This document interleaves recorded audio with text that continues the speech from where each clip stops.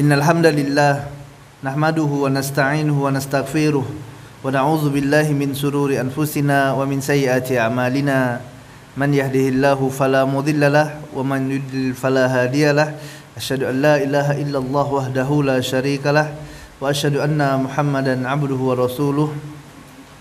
Allahumma shalli ala Muhammad wa ala ali Muhammad kama shallaita ala Ibrahim wa ala ali Ibrahim innaka Hamidum Majid, wa barik ala Muhammad wa ala ali Muhammad kama barakta ala Ibrahim wa ala ali Ibrahim innaka Hamidum Majid. Allahumma 'allimna ma yanfa'una wanfa'na bima 'allamtana wa zidna ilman wa fahman. Allahumma inna nas'aluka ilman nafi'an wa rizqan thayyiban wa amalan mutaqabbalan. Amma ba'd. Ikhwani wa akhwati rahimani wa rahimakumullah. Alhamdulillah, puji dan syukur kita panjatkan kepada Allah Ta'ala, Rabbul Alamin, Rabbul Arsyil Azim, Rabb yang telah menciptakan kita, Rabb yang telah memberikan kepada kita rezeki, Rabb yang menghidupkan dan mematikan kita, Rabb yang hanya kepadanya satu-satunya kita ibadahi. Salawat serta salam senantiasa kita curahkan kepada junjungan kita Nabi Muhammad sallallahu alaihi wasallam. Begitu pula kepada keluarganya, sahabatnya, dan umatnya yang istiqomah mengikuti sunnah beliau hingga hari kiamat.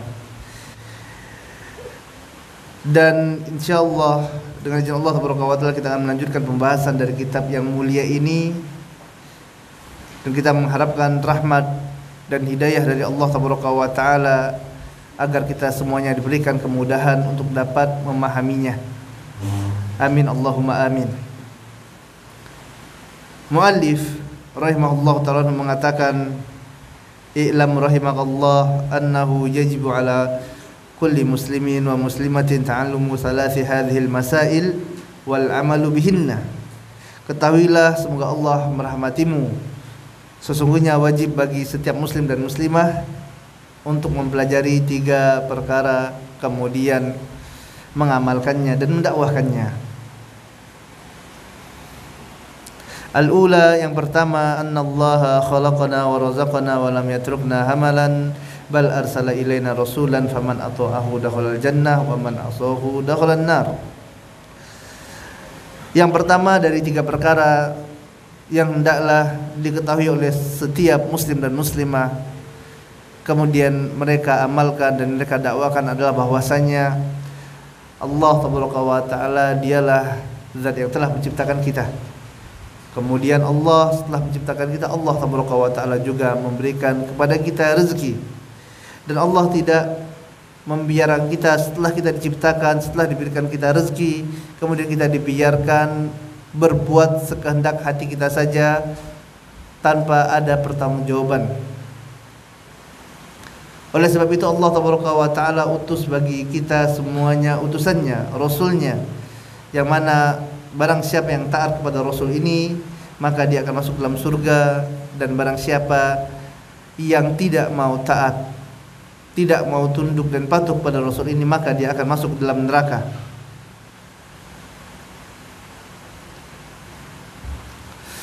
Sebagaimana Allah Ta'ala telah utus Musa alaihi salatu wassalam kepada Fir'aun, akan tetapi Fir'aun tidak mau tunduk dan tidak mau taat kepada Rasul, kepada utusan Allah Ta'ala, yaitu Nabi Musa alaihi salatu wassalam.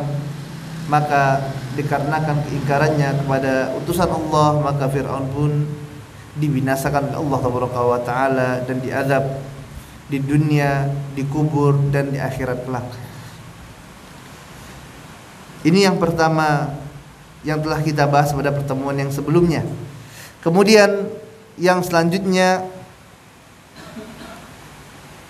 as-saniyah, yang kedua yang harus diketahui, diamalkan dan didakwahkan oleh seluruh muslim dan muslimat, annallaha la yarda ayyusraka ma'ahu ahadun fi ibadatihi, la malakun muqarrabun wala nabiyyun mursalun. Yang kedua, kata muallif, penulis kitab ini rahimahullahu ta'ala, yang hendaklah kita semuanya ketahui, kita pelajari, kita amalkan dan kita dakwahkan bahwasanya Allah tabaraka wa ta'ala la yarda. Allah tidak ridha. Allah tidak ridha an yusraka ma'ahu ahadun fil ibadah.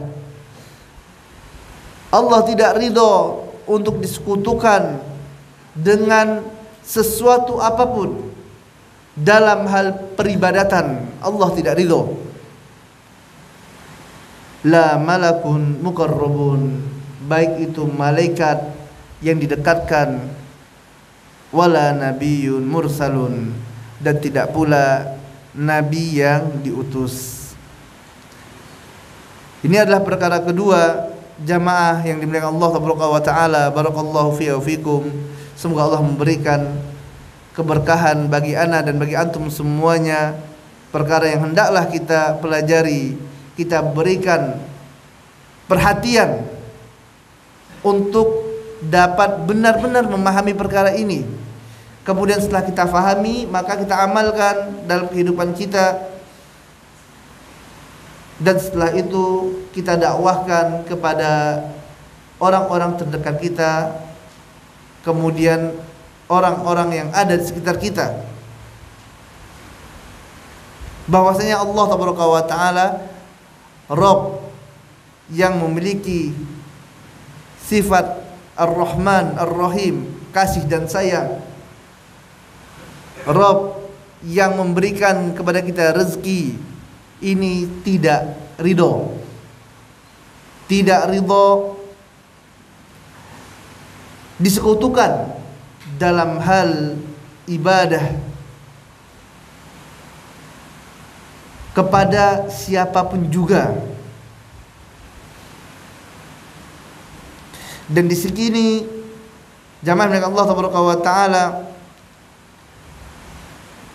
disebutkan bahwasanya Allah tidak ridho disekutukan dengan seorang pun dalam bentuk umum, dalam bentuk umum am.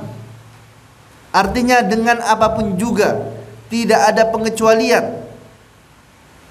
Baik itu batu, baik itu pohon, baik itu malaikat ataupun nabi sekalipun. Siapapun Allah tidak ridha fi ibadati, dalam hal ibadah, dalam hal ibadah. Maka mafhum khalafah dari ungkapan ini, annallaha la yarda ayyusraka ma'ahu ahadun fil ibadah. Sungguhnya Allah tabaraka wa ta'ala tidak ridha disekutukan dengan apapun juga dalam hal ibadah. Mafhum khalafahnya yang dapat kita fahami dari lawan dari ungkapan ini adalah Allah ridho kalau kita beribadah hanya kepada Dia semata.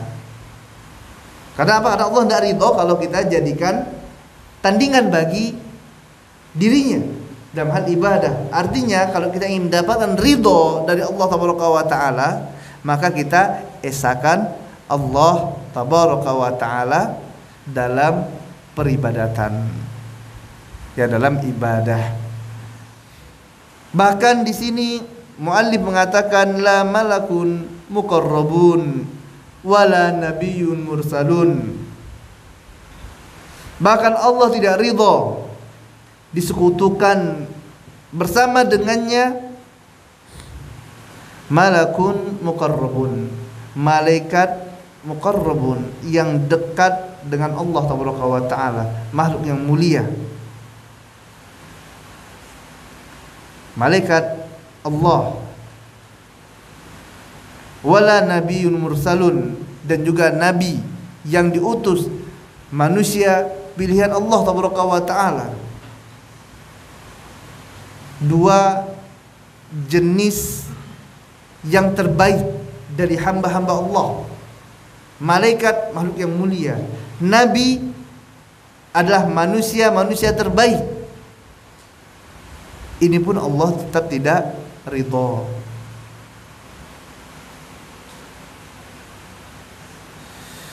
Dan tidak ada satupun yang lebih mulia dari makhluk-makhluk Allah Taala melebihi kemuliaan yang Allah Taala berikan kepada malaikat dan nabi. Ini sudah makhluk yang the best, yang terbaik. Tidak ada lagi yang lebih baik darinya. Malaikat adalah makhluk Allah Taala, yang mana malaikat ini tidak pernah bermaksiat kepada Allah Taala, sekalipun tidak bermaksiat kepada Allah Taala. Apa yang diperintahkan oleh Allah Taala dia kerjakan terus. Tidak ada maksiatnya kepada Allah Taala. Sebagaimana apa yang Allah Taala katakan dalam Quran surah Tahrim ayat ke-6. Allah mengabarkan tentang malaikat ini, la ya'sunallaha ma amarahum wa yaf'aluna ma yu'marun. Yang mana malaikat Allah Taala ini la ya'sunallah, mereka tidak bermaksiat kepada Allah Taala. Bersih malaikat ini. La ya'sunallaha ma amarahum. Apabila Allah perintahkan mereka kerjakan. Taat sekali kepada Allah Taala. Dan manusia kalau ingin mendapatkan kemuliaan, taat kepada Allah Taala. Sebagaimana para malaikat taat kepada Allah Taala, diberikan kemuliaan oleh Allah Taala. La ya'sunallaha ma amarahum wa yaf'aluna ma yu'marun. Ibnu Katsir rahimahullahu ta'ala anhu dalam kitab tafsirnya mengatakan tentang ayat yang mulia ini, bahwasanya ketika ada perintah dari Allah Taala, maka malaikat-malaikat Allah ini akan secara langsung bersegera untuk melakukan perintah tersebut, dan mereka tidak sedikit pun menunda perintah Allah Taala ini walaupun hanya sekejap mata, kata Ibnu Katsir rahimahullahu ta'ala. Padahal mereka mampu untuk melakukannya. Mereka mampu untuk menunda menjalankan perintah Allah. Bahkan mereka mampu tidak mengerjakan perintah Allah Taala ini, tapi mereka tidak lakukan. Ini malaikat Allah, kata Al-Imam Ibnu Katsir rahimahullah ta'ala dalam kitab tafsirnya. Artinya malaikat Allah Taala muliakan. Kalau Allah kasih perintah, segera dia kerjakan, tidak nunda-nunda lagi. Beda dengan manusia. Ya, kadang manusia diperintahkan untuk sholat, dia tunda-tunda sholatnya. Dia diperintahkan untuk membayar zakat, dia tunda-tunda zakatnya. Diperintahkan untuk menuntut ilmu, dia tunda-tunda belajarnya. Belajar pun malas-malasan. Diperintahkan untuk haji, dia katakan dia tidak mampu. Padahal harta telah diberikan oleh Allah Taala. Dia katakan tidak mampu untuk haji, tapi beli rumah mampu, di mobil mampu. Untuk haji saya belum mampu. Ini manusia. Kalau malaikat Allah, apa yang Allah Taala perintahkan langsung dikerjakan saat itu juga. Tidak banyak cakap, tidak banyak omong, langsung dikerjakan. Mampu tidak malaikat untuk menunda perintah Allah? Mampu, kata Ibnu Katsir rahimahullah ta'ala. Bukan tidak mampu, mampu malaikat tersebut. Tapi inilah malaikat yang Allah Taala berikan keutamaan. Allah muliakan. Kenapa? Karena menjalankan perintah Allah Taala dan bersegera dalam kebaikan. Ya, makanya jamaah dengan Allah Taala, seorang yang menjalankan perintah Allah Taala, maka dia akan mendapatkan kemuliaan demi kemuliaan. Bersegera mengerjakan perintah Allah, bersegera memohon ampunan kepada Allah Taala apabila dia bertobat. Dia melakukan maksiat, kemudian dia bertobat, segera bertobat. Dia berhutang, bersegera membayar hutangnya, bukan menunda-nunda pembayaran hutang. Ini subhanallah, ini manusia zalim. Padahal subhanallah, orang yang memberikan hutang padanya adalah orang yang telah membantunya. Tapi sewaktu dia memiliki kemampuan, dia tunda-tunda. Subhanallah, ini manusia. Ya. Kita lihat bagaimana malaikat Allah Subhanahu wa taala, Allah muliakan dengan bersegera melakukan kebaikan. Dan ini jamaah dengan Allah Subhanahu wa taala, barakallahu fiyya wa fikum. Semoga Allah memberikan keberkahan bagi anda dan antum semuanya. Di antara sebab seorang jauh dari kebaikan adalah suka menunda-nunda. Suka apa? Menunda-nunda. Dapat hidayah dari Allah Subhanahu wa taala untuk sholat malam. Ya udahlah, kayaknya mulai besok aja. Padahal masih bisa hari ini, ya besok aja lah. Mau ngafal Quran, ya udahlah, ngafalnya mulai minggu depan aja. Ditunda-tunda. Mau belajar, ya udah nanti aja, bulan depan aja, tahun depan aja. Ini diantara talbis, diantara tipu daya iblis untuk menyesatkan anak Adam. Dengan apa? Menunda-nunda kebaikan, tidak bersegera. Padahal Allah Subhanahu wa taala perintahkan apa? Wasari'u, bersegeralah kepada apa? Kepada maghfirah, ampunan Allah Subhanahu wa taala. Allah perintahkan itu untuk bersegera dalam kebaikan, bukan apa? Ditunda-tunda. Ya, maka mohon kepada Allah Subhanahu wa taala hidayah. Mohon kepada Allah Subhanahu wa taala agar kita diberikan kemudahan untuk apa? Bersegera mengerjakan segala macam bentuk kebaikan. Ada peluang, subhanallah, ada pembangunan masjid. Ya udah, antum ada harta langsung sedekahkan jalan Allah Subhanahu wa taala.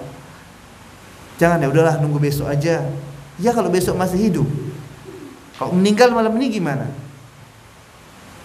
Dan bisa jadi karena sedekahnya ini ternyata adalah ini sedekah yang diterima oleh Allah Subhanahu wa taala, karenanya dia masuk dalam surga Allah. Subhanallah. Tapi karena dia tunda, hilang kesempatannya. Karena apa? Menunda. Ya udahlah besok aja. Mau traktir teman misalnya kan, alhamdulillah ini ada dapat kiriman lebih, misalnya ada rezeki lebih. Nah, ingin traktir teman-teman, belikan gorengan gitu ya. Udah belikan. Jangan, ya udahlah nanti aja, tunggu akhir bulan kalau udah hitung-hitungannya masuk, habis sisa baru nanti. Ini yang sisa-sisa ini yang susah ini. Mau sedekah, ngasih makanan. Makan dulu, oh ini ada sisa aja nanti kita kasih ya. Iya, kayak gitu manusia. Tapi malaikat Allah Subhanahu wa taala kita lihat mereka bersegera melakukan kebaikan. Bukan tidak mampu, mereka mampu, kata Ibnu Katsir rahimahullah taala anhu, tapi mereka segerakan. Dan ada bentuk ketaatan yang terbaik kepada Allah Subhanahu wa taala. Dan Allah Subhanahu wa taala berikan kemuliaan bagi mereka. La ya'sunallaha ma amarahum wa yaf'aluna ma yu'marun. Begitu juga sewaktu malaikat ini, jamaah milik Allah Subhanahu wa taala, kita lihat sewaktu malaikat diperintahkan untuk sujud kepada Nabi Adam, untuk menghormati Nabi Adam alaihi salatu wassalam. Apa kata Allah Subhanahu wa taala? Wa idz qulna lil malaikati isjudu. Sewaktu kami perintahkan kepada malaikat li Adam fasajadu, untuk sujud kepada Adam, fasajadu, maka apa? Mereka langsung sujud, fasajadu, langsung mereka sujud, kata Allah Subhanahu wa taala. Tidak mikir-mikir lagi, Allah ngapa sujud gitu ya. Ngapa sih alasannya? Apa hikmahnya? Enggak. Kadang kalau manusia datang perintah dari Allah Subhanahu wa taala, mikir dulu. Diperintahkan oleh Nabi yang mulia sallallahu alaihi wasallam, utusan Allah, untuk apa? Untuk makan tuh dengan tangan kanan. Ngapa tangan kanan? Ngapa enggak tangan kiri? Apa salahnya? Enggak masuk akal katanya ya. Diperintah oleh Nabi yang mulia sallallahu alaihi wasallam, celana itu harus di atas mata kaki. Apa tuh enggak masuk akal? Enggak langsung. Diperintahkan oleh Allah Subhanahu wa taala, diperintahkan oleh Nabi yang mulia sallallahu alaihi wasallam untuk pelihara jenggot, cukur kumis. Dia mikir lagi, kenapa? Apa hikmahnya? Tidak ada hikmah, tidak mau kerjakan. Coba lihat malaikat. Wa idz qulna lil malaikati isjudu li adama fasajadu. Disuruh sujud kepada Adam. Fasajadu. Mereka langsung sujud. Mereka tidak tanya-tanya, tidak banyak alasan. Kenapa? Karena tahu ini perintah Allah Taala, dan perintah Allah Taala pasti kebaikan. Pasti kebaikan untuk hambanya. Walaupun kita tidak tahu. Kadang yang jadi masalah adalah karena bukan tidak masuk akal, karena akal kita yang sempit sehingga tidak muat hikmah dari apa yang Allah Taala perintahkan.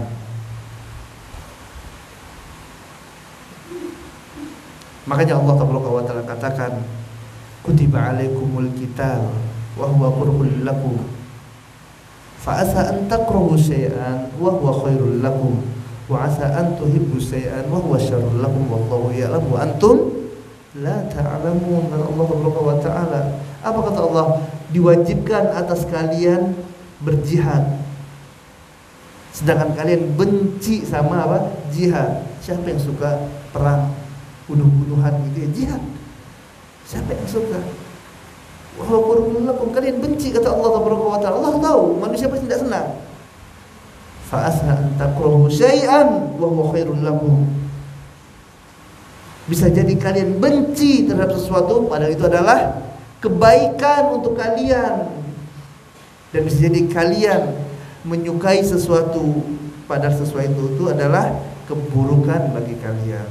Allahu ya'lamu wa antum la ta'lamun. Allah tahu dan antum tidak tahu.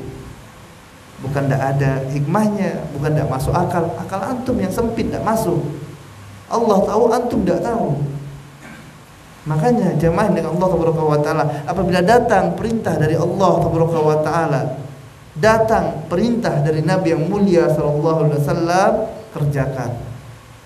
Sami'na wa ata'na. Kami dengar dan kami taat. Kalau tahu hikmahnya alhamdulillah, bonus. Kalau tidak tahu, ya udah, tetap apa? Sami'na wa ata'na. Kita lihat bagaimana dengan ini malaikat dimuliakan oleh Allah Taala. Malaikat adalah hamba yang apabila diperintah oleh Allah Taala, dia langsung kerjakan perintah tersebut dan tidak menunda-nundanya. Ini malaikat yang mulia. Demikian pula para nabi. Mereka adalah makhluk Allah, manusia yang paling afdol, yang Allah pilih dari sekian banyak manusia. Allah pilih di antara mereka untuk menjadi utusannya. Dan bukan sembarang pilih,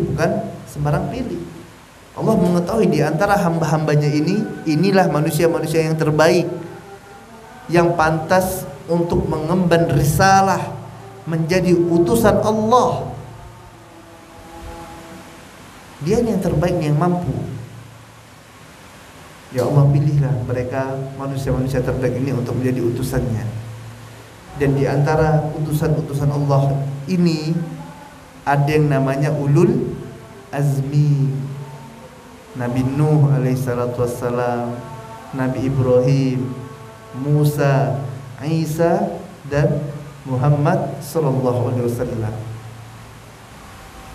Jadi antara nabi-nabi tersebut, ini 5 ulul azmi minar rusul, 5 yang terbaik.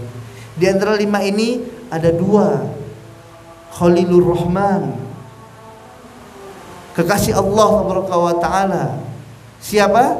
Nabi Ibrahim alaihissalatu wassalam dan Nabi Muhammad sallallahu alaihi wasallam. Kemudian di antara 2 ini Khalilur Rahman, Khalilullah, maka yang terbaik lagi adalah Nabi Muhammad sallallahu alaihi wasallam, Sayyidu walad Adam, pimpinan Sayyid dari anak keturunan Adam. Nabi Muhammad sallallahu alaihi wasallam. Orang yang pertama nanti masuk dalam surga, yang mana surga Allah Taala tidak dimasuki oleh orang lain sebelum Nabi Muhammad sallallahu alaihi wasallam masuk dalam surga tersebut. Manusia yang mulia, tidak sembarangan manusia. Namun jamaah dengan Allah Taala, semulia apapun Nabi, setinggi apapun derajat yang Allah Taala berikan kepada utusannya ini, kepada Nabi Muhammad sallallahu alaihi wasallam, tetap tidak boleh dijadikan tandingan bagi Allah Taala. Tetap tidak boleh haram beribadah kepada Nabi yang mulia sallallahu alaihi wasallam. Bukan kita tidak hormat kepada Nabi, bukan kita tidak cinta kepada Nabi yang mulia sallallahu alaihi wasallam, bahkan kita lebih cinta kepada Nabi Muhammad sallallahu alaihi wasallam daripada cinta kita kepada orang tua kita, kepada anak kita, kepada istri kita, kepada saudara kita, bahkan dari cinta kita kepada diri kita sendiri. Bukan tidak cinta, bukan, tapi Allah Taala tidak ridho. Allah tidak ridho kalau dijadikan Nabi Muhammad SAW sebagai sekutu dalam hal ibadah kepadanya. Jangan dibenturkan, jangan diputarbalikkan. Oh, tidak cinta sama Rasulullah, tidak sayang pada Rasulullah, tidak hormat pada Rasulullah, bukan. Tapi kalau masalah ibadah, Allah tidak ridho. Kita harus tauhidkan Allah Taala.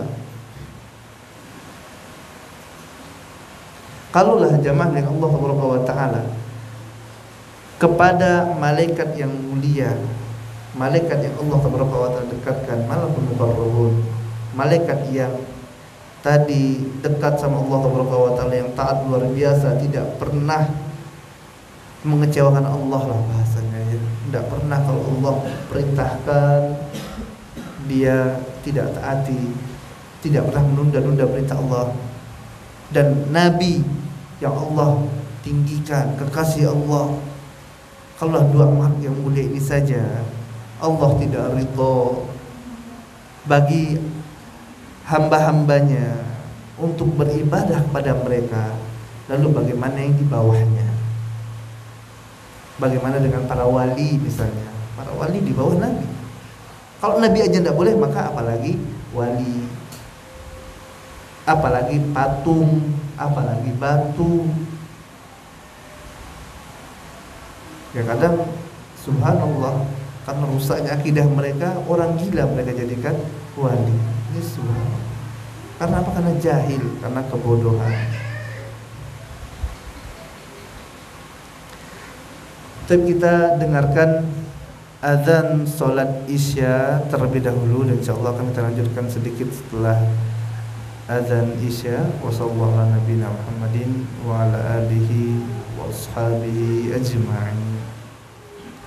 Bismillah, alhamdulillah, hamdan katsiran thayyiban mubarakan fihi kama yuhibbu rabbuna wa yarda.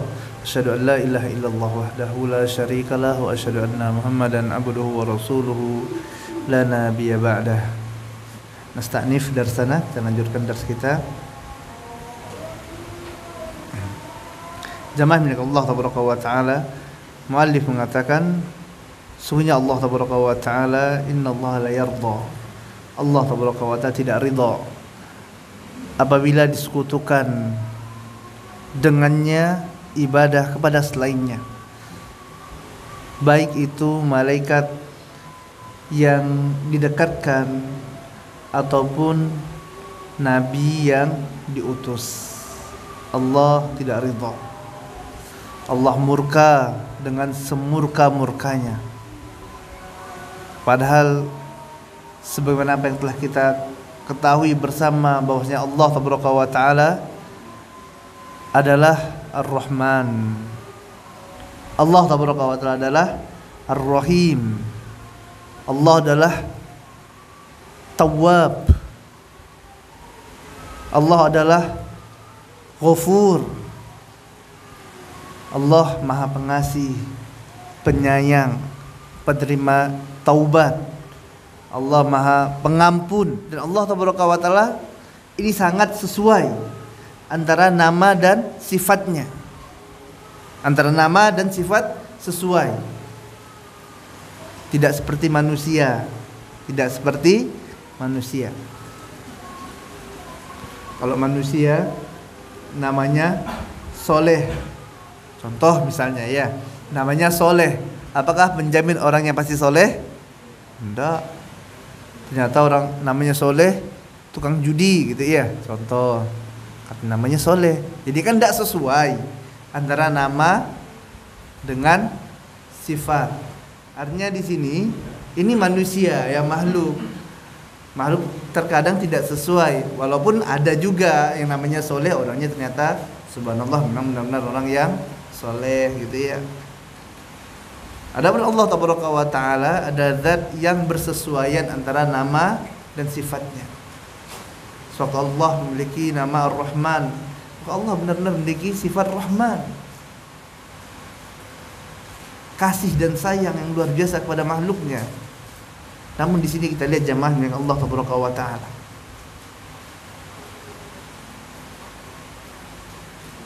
Walaupun Allah memiliki sifat Ar-Rahman, Ar-Rahim, tapi kalau dia disekutukan, kalau dijadikan, diambil tandingan bagi Allah Taala dalam ibadah, Allah murka semurka-murkanya. Allah tidak ampunkan dosa dari orang ini apabila dia sekutukan Allah Taala. Kalau manusia biasa kayak gitu ya, manusia pendendam, orang minta maaf tidak dimaafkan. Udah misalnya ada berbuat salah dengan kawannya, tidak mau, kadang susah minta maaf. Kalau Allah beda ya, Allah Rahman Ar-Rahim. Tapi kalau untuk dosa yang satu ini, dosa syirik, Allah tidak maafkan. Allah tidak maafkan. Apa kata Allah Taala? Innallaha la yaghfiru ay yushraka bihi wa yaghfiru ma duna dzalika liman yasha. Dalam Quran surah An-Nisa. Sesungguhnya Allah Taala tidak akan ampunkan dosa syirik, dan Allah akan ampunkan dosa selain dari dosa syirik kepada yang Dia kehendaki. Ini menunjukkan dosa syirik adalah dosa yang paling parah, sampai zat yang memiliki sifat Ar-Rahman, Ar-Rahim enggan memberikan maaf bagi orang yang menyekutukannya. Ini menunjukkan level dosa ini bukan main-main. Ini maksiat yang paling besar, yang paling berat, kezoliman yang paling zolim, yaitu apa? Menjadikan tandingan bagi Allah Taala. Bahkan Allah Taala haramkan bagi orang yang menyekutukannya masuk ke dalam surga. Allah haramkan mereka yang menyekutukan Allah mati dalam keadaan demikian, tidak bertobat kepada Allah Taala. Allah haramkan orang seperti ini masuk ke dalam surga. Dalam Quran surah Al-Maidah ayat 72, Allah Taala mengatakan, innahu man yusyrik billah faqad harramallahu alaihi jannah wa ma'wahu an-nar wa ma lizzalimin min ansar. Sesungguhnya kata Allah Taala, man yusyrik billah, barang siapa yang dia sekutukan Allah Taala, dia beribadah kepada selain Allah, ataupun dia ibadah kepada Allah dan dia ibadah kepada selain Allah Taala, dia sekutukan Allah dalam hal ibadah, faqad harramallahu alaihi jannah, maka Allah haramkan bagi orang ini masuk ke dalam surga. Subhanallah. Allah haramkan apa, Pak? Surga diharamkan oleh Allah Taala. Kalau diharamkan surga, kemana kira-kira tempat kembali orang ini? Neraka. Kembali ke neraka, wa iyazubillah. Dan di sini jelas sekali dalam ayat ini Allah Taala mengatakan tidak mungkin bagi orang yang meninggal dalam keadaan syirik masuk surga. Kenapa? Karena Allah telah haramkan. Allah telah haramkan bagi mereka yang menyekutukan Allah Taala dan dia tidak taubat sebelum kematiannya. Dia tidak taubat. Makanya ini besar sekali kerusakannya. Bahayanya luar biasa. Walaupun akhlaknya bagus, dengan temannya misalnya ya bicaranya lembut, suka senyum, suka traktir temannya, berbakti pada kedua orang tuanya, suka sedekah, bantu anak yatim. Tapi kalau dia sekutukan Allah, fama'wahun nar, tempat kembalinya, wa ma'wahun nar, kata Allah Taala, tempat kembalinya adalah neraka. Wa ma lizzalimina min ansar, dan tidak ada penolong lagi bagi orang-orang yang zalim ini. Kezaliman yang paling besar. Dalam ayat yang lain Allah Taala katakan, lain asrokta la yahbatanna amaluka, surah Az-Zumar. Apabila kalian sekutukan Allah, maka pahala amal soleh kalian akan dihapuskan oleh Allah Taala. Tidak ada sisanya, habis hilang. Salat habis dihapuskan, puasa, zakat, umroh, haji, berbakti kepada kedua orang tua, sedekah, semuanya dihapuskan oleh Allah Taala. Kalau apa? Menyekutukan Allah. Makanya ini bahaya. Bahaya jemaah yang Allah Taala. Harus benar-benar kita fahami. Harus benar-benar kita mengerti benar konsep ini. Wa ma lizzalimina min ansar, dan tidak ada penolong bagi orang-orang yang berbuat zalim tersebut. Ini adalah kesyirikan, walaupun dia sekutukan Allah Taala dengan malaikat. Ustaz, ini kan malaikat, makhluk yang mulia tadi ya, yang didekatkan dengan Allah Taala, tetap ini adalah kesyirikan. Ustaz, ini kan Nabi Muhammad sallallahu alaihi wasallam, Khalilur Rahman, Khalilullah. Kalau dia sekutukan Allah dengan nabi, tetap ini kesyirikan dan Allah tidak ridha. Wa ma'wahumun nar, tempat kembalinya adalah neraka. Siapa yang mengatakan? Allah Taala sendiri yang mengatakan.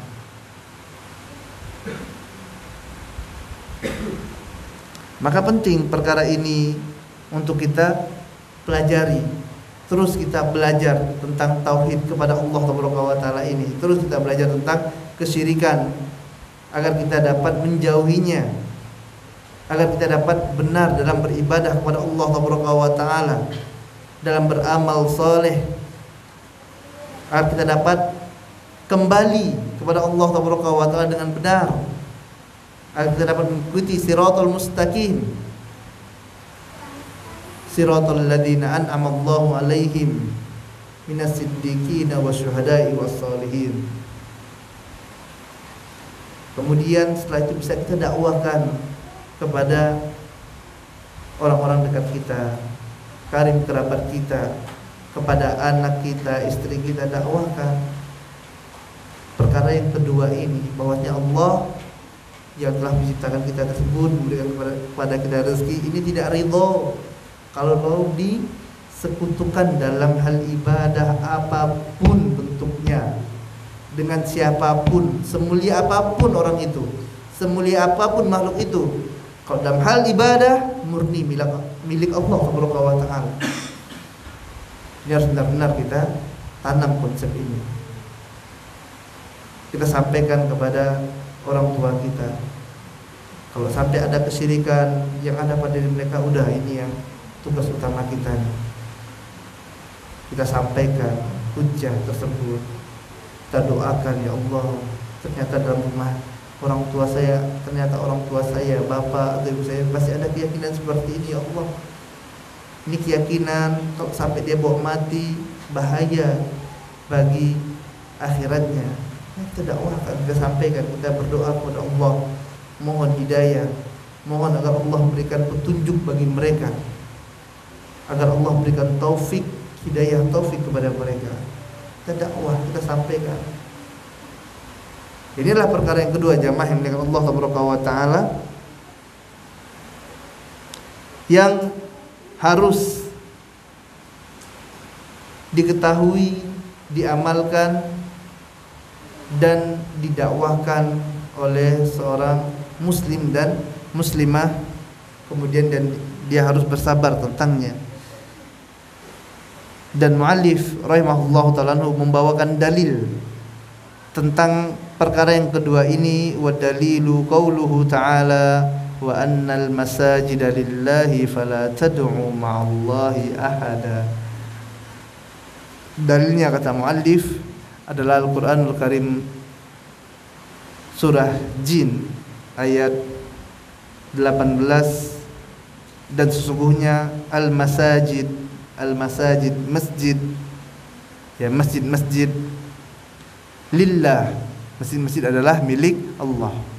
Dan kata masajid, para ulama menjelaskan tentang makna masajid. Yang pertama, masjid adalah masjid, tempat orang sujud beribadah seperti tempat kita sekarang ini. Ini makna masajid yang pertama.